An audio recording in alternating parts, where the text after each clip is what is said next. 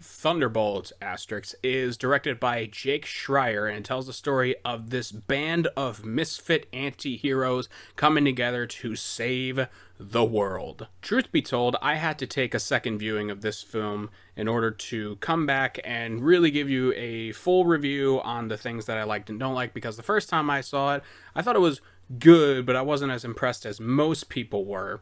But viewing it a second time and generally having like a better day even, and just kind of going into it, you know, maybe because I know what's about to happen and everything like that, I'm really able to key in a little bit more.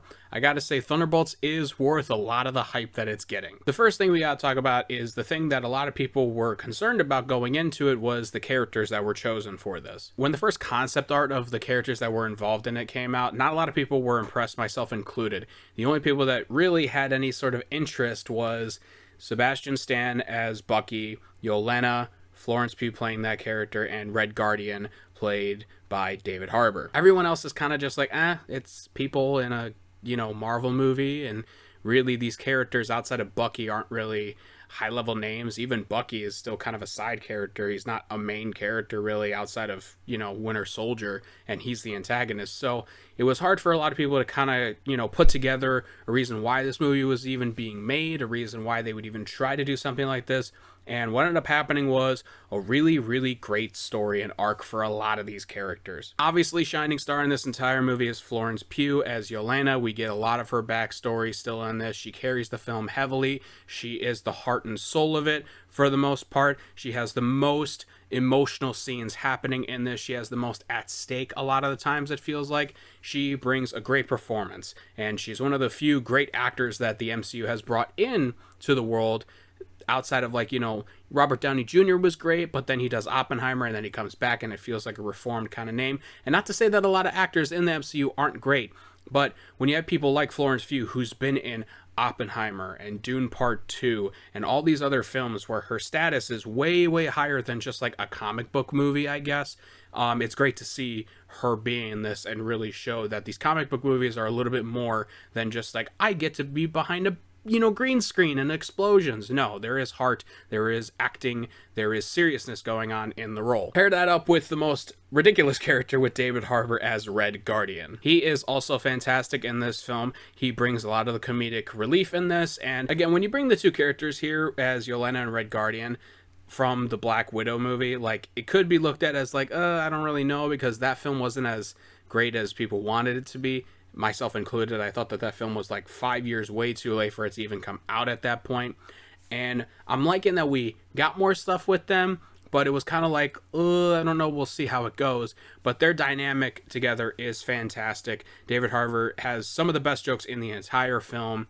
A fan favorite probably for sure at this point. If he isn't, then I don't know what people are talking about. Wyatt Russell is also in this movie and plays Johnny Walker, or bootleg Captain America, and you get a lot of stuff with him too. He already had some decent characterization in Falcon and Winter Soldier show, but that show kind of fell off towards the end, and he wasn't like the best part of it, but I didn't hate a lot of the stuff he was in. He just didn't have like that amazing thing going on in there for sure. But in this film, you get a lot more of the stuff that he did after the events of Falcon and Winter Soldier, and he becomes a little bit more sympathetic and a little bit more understanding of the character. And again, he's just great comedic timing as well. Him and Red Guardian both are probably the standouts as far as comedy in this film. One of my only few complaints with the characters that I do have here is Valentina. I just don't think that her presence in the film was as needed for this, because you do get, obviously it's kind of spoiled in some of the trailers, that there is the Void, it looks like, in the sky, and he looks as a very all-powerful villain. And while that's like kind of like the secondary villain, and that doesn't really show up till way later in the film, Valentina is supposed to be like the driving force throughout until you get to that point. And I just don't think she was as important in the film as you needed her to be. She's being shaken down by the government because of some conspiracies against her and thinking that she's doing some shady stuff in the background, which she is, but you just never really felt like that she was like in control a lot of the time. Like, it kind of just felt like she was frantically going around and was just kind of hoping to get things right.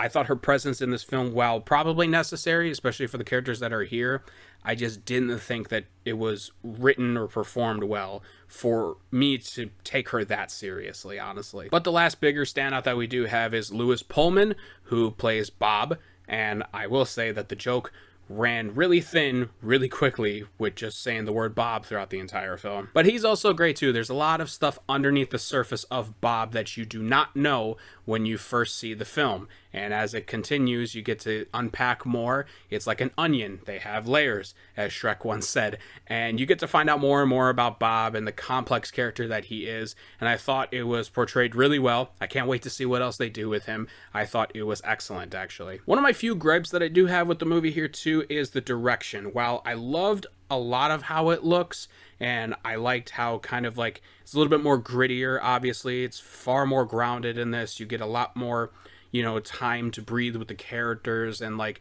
the way that they spent time with each other for sure. And some of the action sequences are done well, but then some of them are not done so well. For example, there's an opening fight scene in a hallway with Yelena and a bunch of security dudes, and while the concept of it is fine, I think, where the only light source that you get from it is a door that she opens from the rooftop, so it casts a bunch of shadows on everybody, and it's shot from the ceiling. But that's my problem with it, though, is because it's the only source of light, you get these really long shadows, and you don't really get to see all of it in its full glory. Like, it just looks like a hodgepodge of like just people running around and stuff, and like the choreography is good from what I can tell, but that was just one of the few fight scenes that I was like, didn't really stick the landing on that one. But you get a really awesome fight with a lot of the characters towards the middle part of the movie, where they're all kind of meeting each other in like a bunker for the first time, and that's how the team kind of starts to form.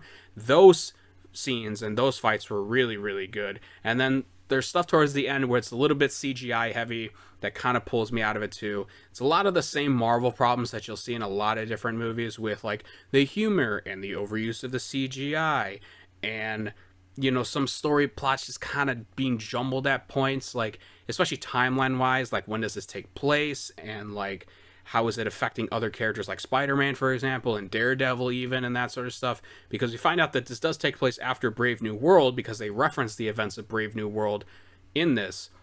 But like some of the timeline stuff just doesn't really match up at times, which is a little unfortunate. But the biggest positive I can give this film is its story and its themes that it explores throughout the entire film. This film takes a insanely deep dive at the concept of depression and loneliness and self-doubt and all of these negative thoughts that these characters are having. Yelena is especially, because when you see her, she is talking about how like all she does is work, and she lost her sister, and she has no one to talk to, and Louis Pullman has a lot of traumatic past in his life that doesn't want to talk about and doesn't want to, accept, basically, and all that sort of stuff. And by the end of the film, it feels like a family. It feels like a family more than most films do, with a lot of teams together. I really bought everybody caring about each other well enough at the end of the film.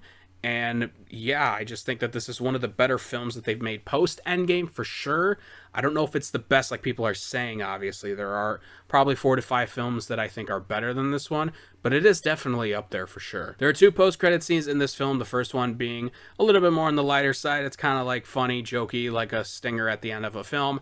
But the second one that comes after the very last credit, that one is the important one, and that one, watching it the second time, and it's a little bit longer of a post-credit scene than most are. It actually just feels like an actual extended scene, basically.